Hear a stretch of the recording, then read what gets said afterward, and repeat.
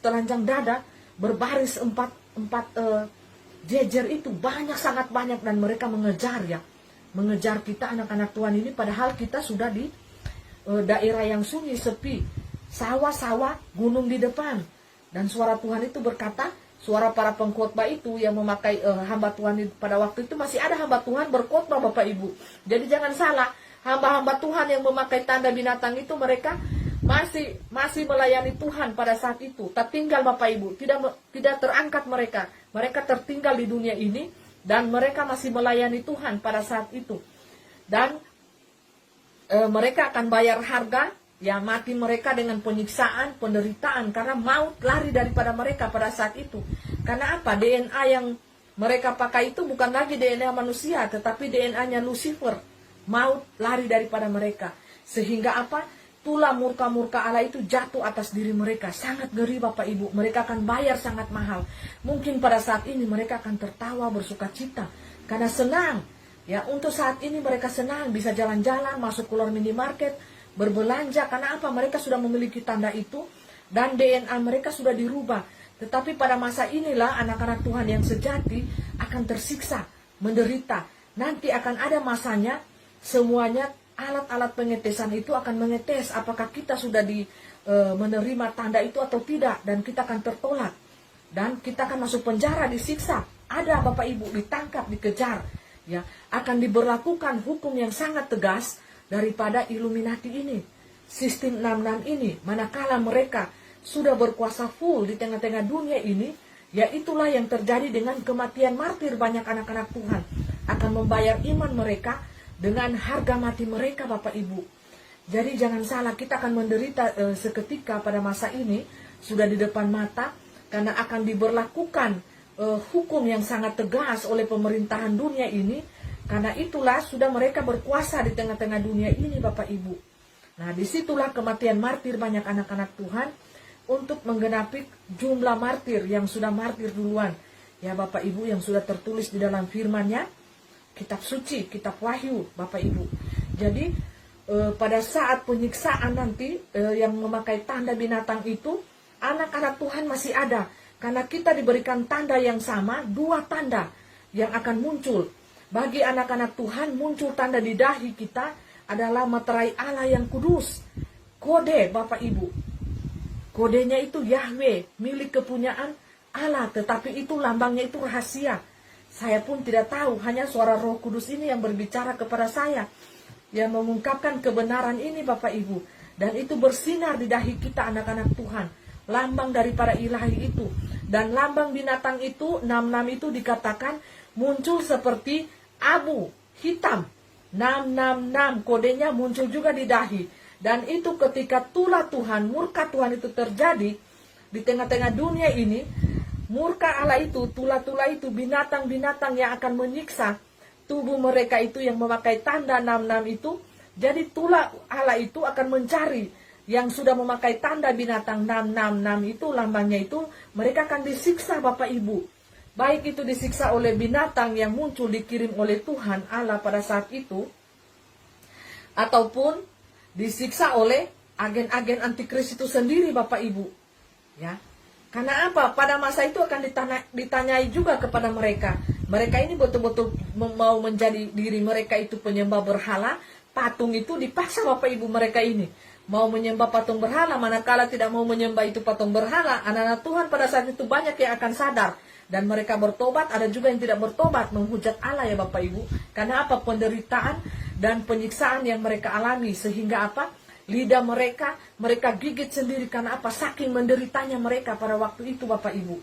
Ya, jadi ada yang bertobat, ada juga yang tidak. Karena apa? Pada masa itu juga akan muncul 2 saksi Allah untuk menyelamatkan setiap umat-umat manusia, anak-anak Tuhan yang mau bertobat, yang mau kembali kepada Tuhan. Dengan apa? Caranya mereka mati siksa ya Bapak Ibu. Mati siksa dengan membayar iman mereka kepada Tuhan Yesua Hamashiach Elohim pada waktu itu. Jadi murka Tuhan yang akan muncul kepada mereka adalah tulah bisul-bisul yang sangat bau. Dan saya pada saat itu mendapat penglihatan itu, saya muntah-muntah karena sangat bau busuk sekali Bapak Ibu. Seakan-akan saya ada di waktu itu dan saya mencium bisul-bisul itu yang telah pecah-pecah, yang berbau busuk, dan ada yang kuning, ada yang putih, ada yang bening. Ya, pecah-pecah di kulit itu sampai di muka semua. Ya, sangat berbau busuk Bapak Ibu. Saya tidak bisa bayangkan dan saya muntah-muntah. Nah, seperti itulah yang saya dapat penglihatan juga di tahun 2019 mengenai virus vaksin ini. Di kain putih itu berdiri berjuta-juta orang yang memakai masker. Itu muntah-muntah juga saya mendapat penglihatan di pagi hari, dan saya juga muntah. Ya, jijik saya lihat. Ya, seperti itulah penglihatan yang saya terima, dan itulah yang akan menyiksa setiap anak-anak manusia yang telah memakai tanda lambang binatang itu. Mereka akan disiksa oleh murka Tuhan. Tetapi pada saat ini mereka akan bersenang-senang. Nah, giliran kita anak-anak Tuhan yang akan tersiksa Bapak Ibu. Kita tidak bisa membeli, menjual, tidak bisa segala apapun yang kita lakukan, karena kita terblokir daripada dunia ini. Ya, karena kita bukan anak-anak dunia, kita anak-anak Tuhan. Kita mempelai Kristus, kita anak-anak yang bercahaya. Untuk itu kita terblokir daripada dunia ini.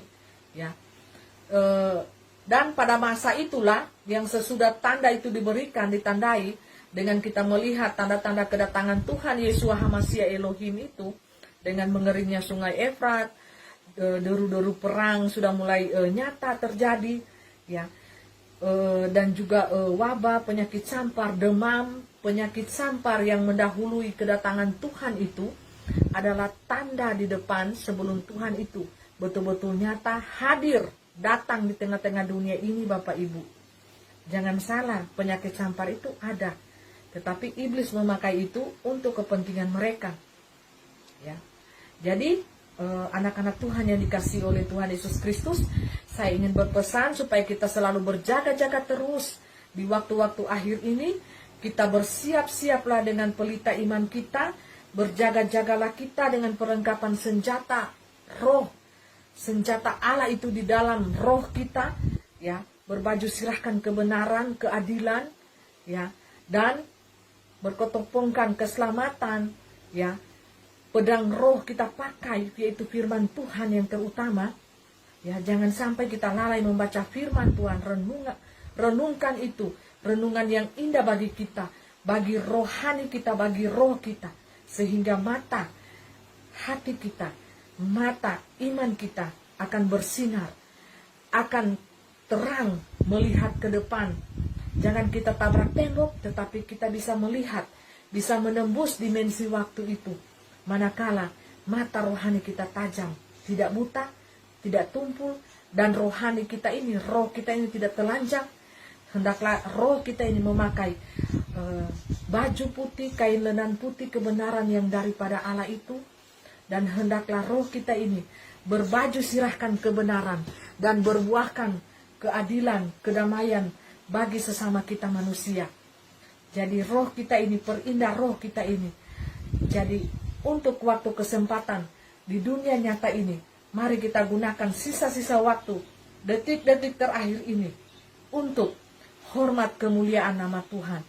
Bersaksilah kita. Kita harus menyatakan kebenaran itu. Kita jangan takut. Jangan takut. Roh Tuhan itu berkata, jangan takut anakku. Jangan takut. Karena aku menyertai engkau. Dimanapun engkau berada. Aku menyertai engkau dengan malaikatku yang selalu menjaga engkau, menyertai jalan langkah-langkah hidupmu dimanapun engkau berada, karena engkau adalah saksiku di tengah-tengah dunia ini. Jangan takut anak-anak Tuhan. Kalau kita takut, maka segala apapun cara kita akan lakukan, kita akan perbuat di tengah-tengah dunia ini, sehingga cara-cara iblis pun kita akan pakai. Karena apa? Kita takut dengan ancaman iblis itu. Kita menjadi budaknya iblis, budaknya pemerintahan 66 itu. Anda yang sudah memakai tanda duniawi itu, Anda akan masuk di dalam pemerintahan 66 itu karena Anda sudah ditandai. Ya.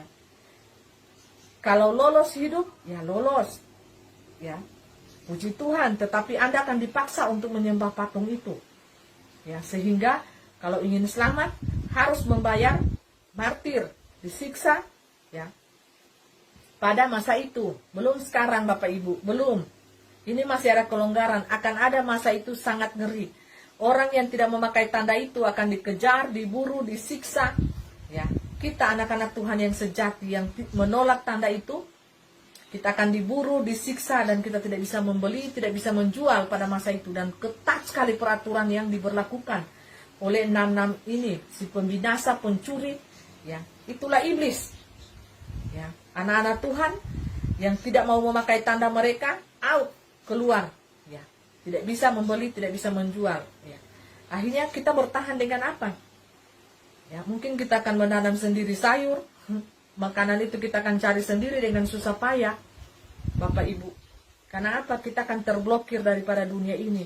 Dan orang-orang yang tidak memakai tanda itu, mereka akan menuduh kita sebagai penyebar virus.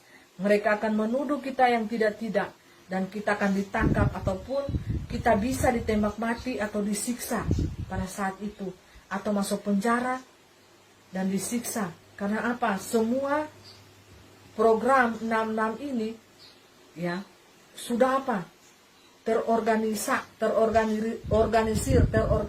ya Bapak Ibu, dan sudah dicuci otak manusia itu dengan kuasa Lucifera.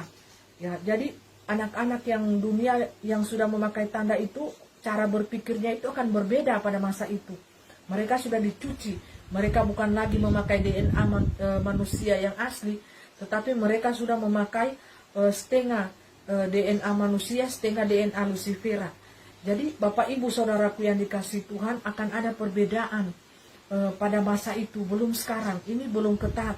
Akan ada masanya sehingga aparat-aparat negara itu akan turun pada saat pemerintahan 66 itu berlaku, yaitu memakai semua aparat dunia, ya, aparat negara, aparatur. Karena apa? Semuanya dikendalikan oleh 66 ini. Karena sudah waktunya, sudah di penghujung zaman kita Bapak Ibu.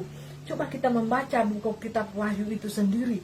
Ya, banyak rahasia simbolik, kode-kode yang ada di dalam kitab itu. Kita akan pecahkan itu kalau kita membaca memakai roh hikmat Tuhan. Maka kita akan mengerti, oh ini maksudnya, oh ini maksudnya. Ditunjukkanlah roh hikmat Tuhan itu kepada kita pada saat kita membaca firman Tuhan yang hidup itu. Karena apa? Kitab Wahyu ini adalah kitab masa depan bagi kita anak-anak Tuhan. Dan itu hanya bisa dibuka oleh roh Allah itu sendiri. Ya, roh kebenaran itu. Kita tidak bisa membuka itu dengan memakai logika kita. Tidak bisa Bapak Ibu, terbatas, logika kita ini terbatas. Kita hanya bisa membuka itu dengan memakai roh hikmat daripada Allah itu sendiri. Sehingga kita boleh mengerti, oh ini yang dikatakan roh Allah ini pada 2000 tahun yang lalu. Nah itu akan disingkapkan oleh roh Allah itu sendiri. Hikmat Allah itu sendiri yang ada di dalam pribadi kita, di dalam hati kita. Ya, manakala kita tidak memiliki roh Allah, hikmat itu, roh kebenaran itu di dalam diri kita, kita tidak akan bisa mengetahui rahasia-rahasia Allah yang tersembunyi di dalam kitab Wahyu itu dengan memakai lambang, simbolik, dan kode. Itu semua dibuka dengan Roh Kudus, roh kebenaran itu sendiri. Bukan dengan logika kita manusia. Kita tidak akan bisa jangkau. Malahan kita akan stres membaca kitab Wahyu itu manakala kita memaksa membuka kitab itu memakai logika kita. Karena ini apa? Dunia masa depan untuk seluruh umat manusia. Allah telah membukanya 2000 tahun yang lalu. Jadi kita sebagai anak-anak Tuhan, kita harus membacanya memakai roh kebenaran, hikmat daripada Tuhan. Kita minta agar supaya apa? Kita mengerti dan memahami apa yang dimaksud daripada Allah ini yang senantiasa memperlihatkan kepada nabinya pada saat itu untuk dunia kita sekarang ini yang sedang kita jalani. Jadi Bapak Ibu Saudaraku yang dikasihi Tuhan, masa ini adalah masa yang sangat urgent bagi dunia. Karena ini masa penandaan, masa ditandainya kita anak-anak manusia. Ya, saya melihat lagi diperlihatkan Tuhan ya pada waktu itu, untuk masa itu. Ya, anak-anak manusia yang mempunyai tanda daripada Allah itu, ya mereka berbentuk manusia dan naik tangga demi tangga, ya. Tapi tidak ke langit. Tangga itu naik tangga demi tangga. Ada satu satu kayak macam di tengah-tengah awan ini ada semacam kota, semacam kota di situ, dan anak-anak yang memakai tanda itu, tanda ilahi, tanda kode Allah itu, ya, tanda materai Allah itu, mereka naik itu berbentuk manusia, Bapak Ibu, dan ada di tengah awan itu semacam satu kota, dan mereka naik di situ, naik di satu kota itu, tidak di sorga, tidak di kota itu. Nah, terus saya diperlihatkan Tuhan anak-anak yang dipakai tanda binatang ini, 66 ini. Mereka tidak berbentuk manusia tetapi binatang. Ada yang berbentuk banteng, ada yang sapi, ada yang rusa, tandunya 6, tandunya 2, tandunya 3. Itu artinya apa? Anak-anak manusia yang bebal. Ya, sampai bertanduk-tanduk di alam roh itu, tapi mereka menyerupai binatang. Ada yang berbentuk anjing, ada yang kelinci, kucing.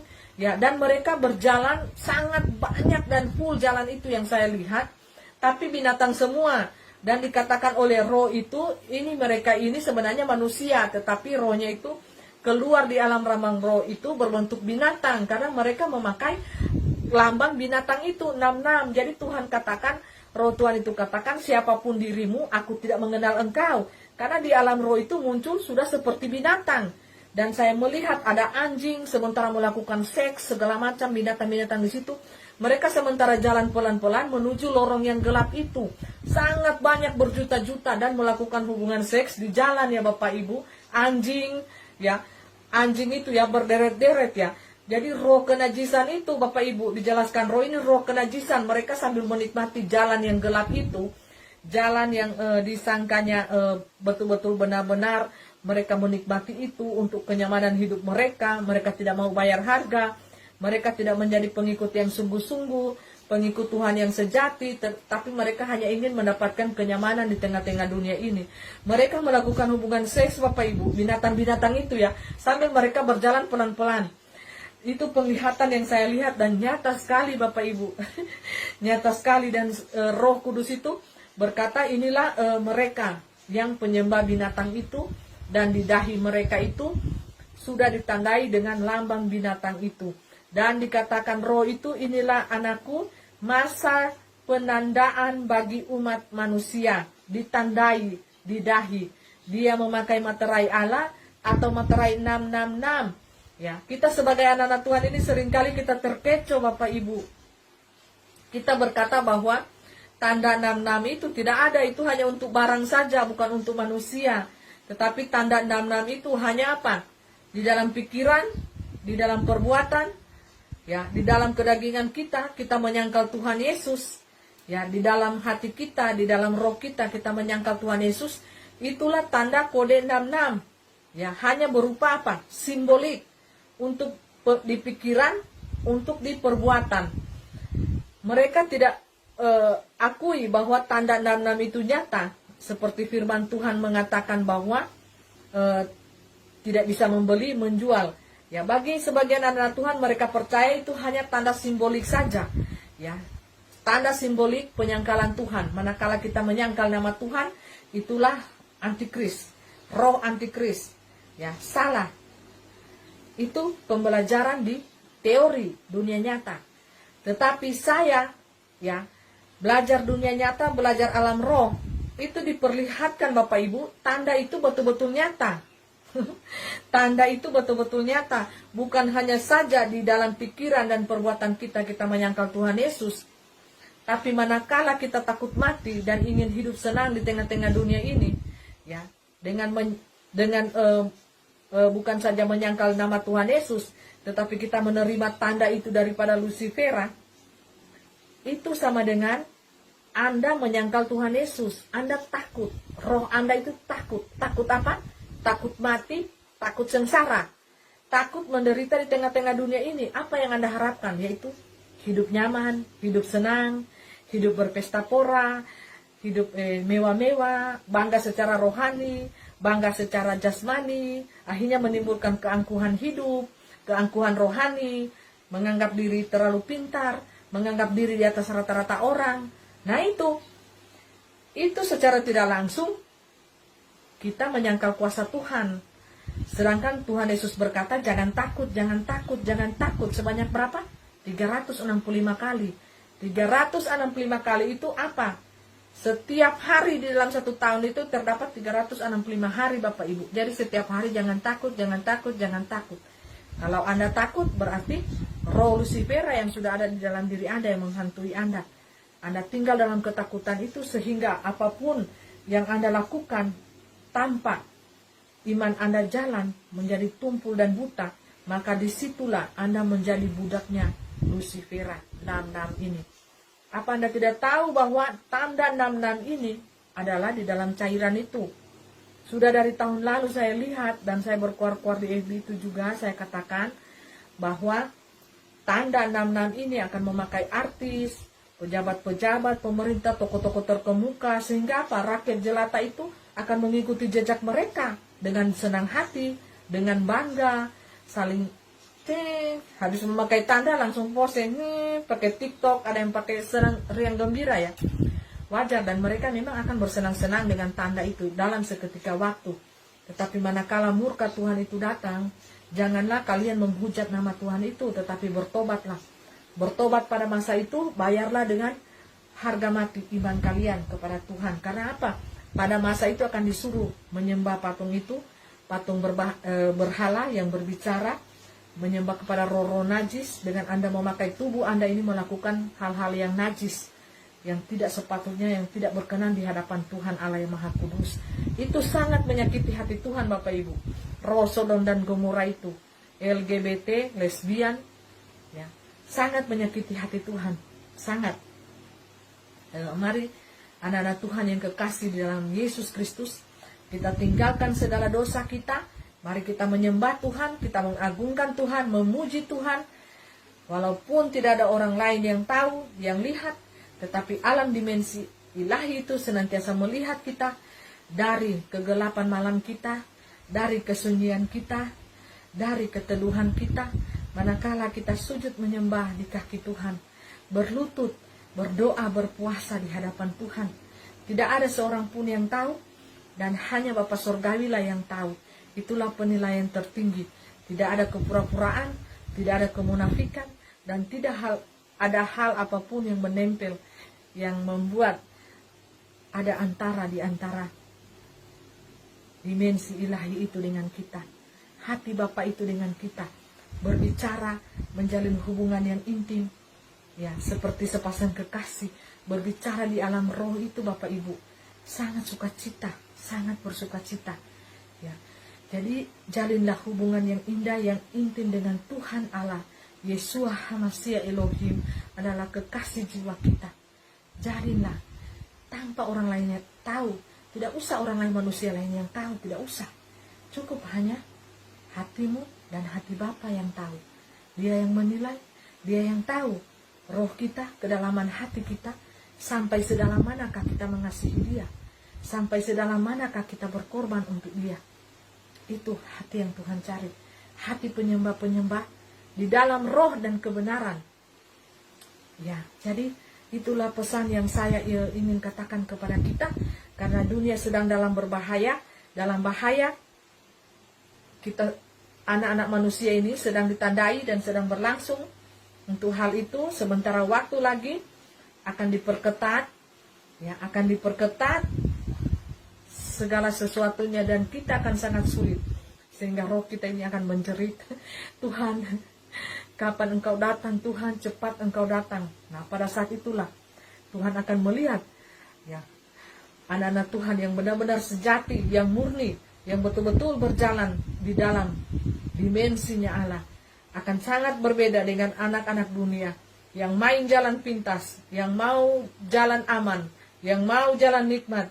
Dia akan cepat-cepat menerima tanda 6 itu Bapak Ibu. Kenapa? Takut sengsara, takut menderita. Yang dia kejar adalah kenyamanan hidup. Ya, beda dengan anak-anak Tuhan yang sejati. Ya. Banyak anak-anak Tuhan yang hanya menjadi pengikut saja, bukan menjadi anak-anak Tuhan yang sejati. Hanya ikut-ikutan saja, KTP. Ya, hanya di KTP saja. Ya, banyak yang tidak mau bayar harga. Kenapa? Menderita. Jalan salib itu jalan penderitaan Bapak Ibu. Tuhan Yesus telah mencontohkannya kepada kita. selama di dunia ini. Ya, Allah yang mempunyai segala sesuatu, yang apapun yang dia punyai, punya sorga, punya langit, punya semuanya, tetapi dia tidak punya apa-apa di tengah-tengah dunia ini untuk membaringkan tubuhnya. Ya, sedangkan untuk membaringkan tubuhnya dia tidak punya rumah, Bapak Ibu. Ya, sangat kasihan ya, sangat kasihan. Waktu lahir pun lahir di kandang. Ya, semiskin-miskinnya kita tidak pernah kita ini lahir di kandang hewan, Bapak Ibu. Ya, tidak pernah. Pasti lahir di rumah sakit, di rumah.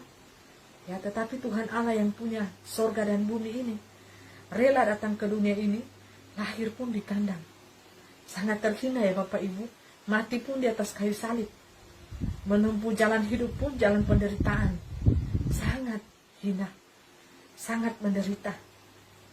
Ya, saya setiap kali menonton, walaupun itu hanya film ya, tentang penyaliban Tuhan Yesus, pasti saya akan menangis terseduh-seduh. Itu hanya film Bapak Ibu, tetapi saya merenungkan itu yang sangat dalam. Bagaimana hidupnya Tuhan Yesus sampai menderita di atas kayu salib untuk menebus dosa-dosa kita, pemberontakan kita ini. Sungguh luar biasa dahsyat Bapak Ibu. Tidak bisa saya bayangkan. Sungguh saya berterima kasih kepadanya. Untuk itu, saya dimanapun saya berada, saya bersaksi tentang kabar sukacita kebenaran ini kepada siapapun mereka yang saya jumpai, karena saya mengasihi tubuh jiwa roh mereka. Karena satu jiwa, satu tubuh, satu roh itu sangat bernilai di hadapan Tuhan. Karena Tuhan menilai hati kita. Tuhan menilai hati kita, bukan fisik kita, bukan yang lahiriah ini, tetapi hati kita, roh kita yang sangat bernilai di hadapan Tuhan. Satu jiwa bertobat roh, beribu-ribu malaikat akan bersukacita di surga. Terpuji-pujilah nama Tuhan. Hendaklah kita menjadi mempelai Tuhan yang penuh hikmat, pintar, bijaksana di dalam mengambil keputusan untuk diri kita sendiri. Jangan kita sia-siakan tubuh kita ini. Mari kita muliakan tubuh kita ini dengan sukacita, dengan bergembira di dalam roh dan kebenaran hidup. Marilah kita menjadi anak-anak Tuhan, hamba-hamba Tuhan yang taat, setia kepada firman-Nya. Karena ini hari-hari terakhir, detik-detik terakhir. Kita tidak tahu kita berpulang ke rumah Bapa Sorgawi ini, apakah melalui virus ini, apakah melalui bencana alamkah, apakah melalui hal apapun juga yang bisa terjadi. Jadi waktu ke depan adalah misteri ilahi bagi kita masing-masing. Untuk itu persiapkanlah hidup di kekekalan kita. Bukan hidup di dunia nyata ini yang kita persiapkan, tetapi hidup di masa yang akan datang, hidup kekal. Terpuji-pujilah nama Tuhan. Biarlah hendaklah kita bersukacita di dalam Tuhan, bergembiralah roh jiwa kita di dalam Tuhan, karena kita adalah mempelai Kristus yang sejati. Haleluya, haleluya, haleluya, amin.